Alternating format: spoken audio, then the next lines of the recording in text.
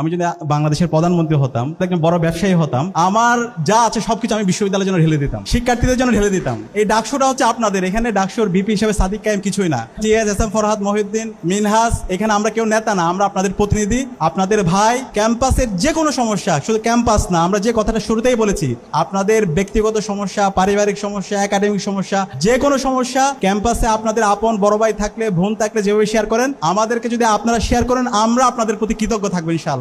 এবং আমরা কথা দিচ্ছি, আমরা যে কমিটমেন্ট দিয়েছি তা তো বাস্তবায়ন করবোই, তার চাইতে আমরা 5 গুণ বেশি কাজ করবো ইনশাআল্লাহ। যেভাবে পারি আমরা আপনাদের পাশে থাকবো। খুব দ্রুত সময়ের মধ্যে 5টা হল নির্মাণের কাজ শুরু হবে ইনশাআল্লাহ। চায়না থেকে একটা হল নির্মাণের কাজ ইতিমধ্যে কাজগুলো শেষ, সাইন হয়ে গেছে। 2850 কোটি টাকার একটা প্রকল্প আছে, অধিকতর উন্নয়ন প্রকল্প।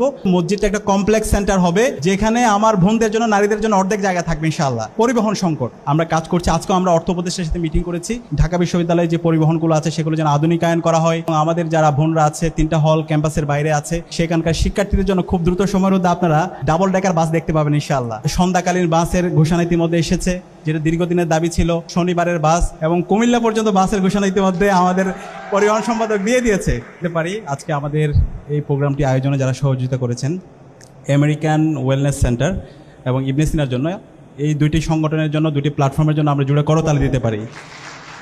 এবং সর্বশেষ জুড়ে করতালি দেবো আজকে যারা ডেলিগেট আছে এখানে, ব্যস্ততার মাঝে আপনারা এসেছেন, ডাকসুর আয়োজনে আপনারা স্বতঃস্ফূর্তভাবে অংশগ্রহণ করেছেন, আপনাদের জন্য আমরা একটা জুড়ে করতালি দিতে চাই।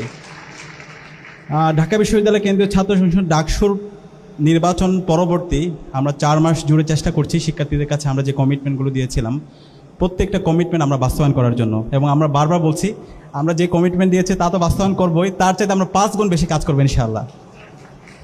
আমাদের খারাপ লাগে, আমি সবসময় বলি, বাংলাদেশের যারা এখন প্রধান উপদেষ্টা থেকে শুরু করে উপদেষ্টা যারা আছে, যারা বিভিন্ন ডোনাররা আছে, আমি যখন তাদের সাথে মিট করি, আমি তাদেরকে বলি, আমি যদি আপনার পজিশনে থাকতাম, আমি যদি বাংলাদেশের প্রধানমন্ত্রী হতাম, অথবা আমি যদি একজন বড় ব্যবসায়ী হতাম, আমার যা আছে সবকিছু আমি বিশ্ববিদ্যালয়ের জন্য ঢেলে দিতাম, শিক্ষার্থীদের জন্য ঢেলে দিতাম।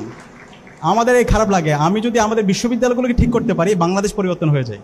কিন্তু এটা খুবই দুর্ভাগ্যের বিষয়, আমাদের এই বিশ্ববিদ্যালয় আজকে 104 বছর আমরা পার করতেছি, এবং স্বাধীনতার আজকে আমরা 5 দশক পার করছি। বিশ্ববিদ্যালয়ের আমার যারা বোনরা আছে, নারীদের জন্য মাত্র 5টা হল।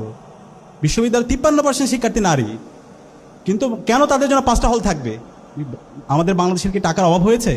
ডোনারের কি অভাব আছে? এই সব কিছু পরিকল্পনার অভাব, এবং বিগত ফেসিবাদী আমলে এই কৃত্রিম সংকটগুলো তৈরি করার মাধ্যমে আমাদের মেধাগুলোকে ধ্বংস করা হয়েছে। তো সে কারণে আমরা কথা দিতে চাই ইনশাআল্লাহ,